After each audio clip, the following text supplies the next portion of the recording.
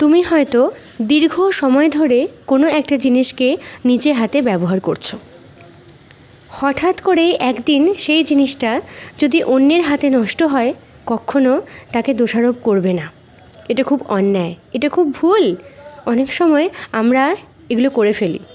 আমরা হয়তো কোনো একটা জিনিসকে দীর্ঘ সময় ধরে ব্যবহার করি, বছরের পর বছর ব্যবহার করি, সেই জিনিসটা ঠিক থাকে, আবার যেই অন্যের হাতে সেটা পড়লো হয়তো কোনোভাবে খারাপ হয়ে গেল বা নষ্ট হয়ে গেল, তখন আমরা তাকে এইভাবে দোষারোপ করি যে এতদিন আমি ব্যবহার করলাম, কিচ্ছু হলো না, তুমি যেই নিলে এটা ভেঙে ফেললে, তোমার হাতেই নষ্ট হলো, তোমার হাতেই খারাপ হওয়ার ছিল, তুমি খুব খারাপ।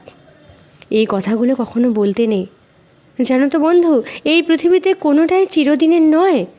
প্রত্যেকটা জিনিসের একটা শেষ কিন্তু থাকে, সেটা মানুষ হোক বা কোনো আসবাবপত্র বা ব্যবহারযোগ্য জিনিস, সব কিছুরই একটা এক্সপায়ারি ডেট কিন্তু থাকে। এটা ভুলে গেলে চলবে না। তুমি একটা জিনিসকে দীর্ঘ সময় ধরে ব্যবহার করছো, সেটা কি আজীবন ভালো থাকবে? একটা না একটা দিন তো সেটা নষ্ট হবেই। তাই এটাকে ভেবে কি আমরা তাকে ক্ষমা করে দিতে পারি না? আমরা এই ভুলগুলো কেন করে ফেলি?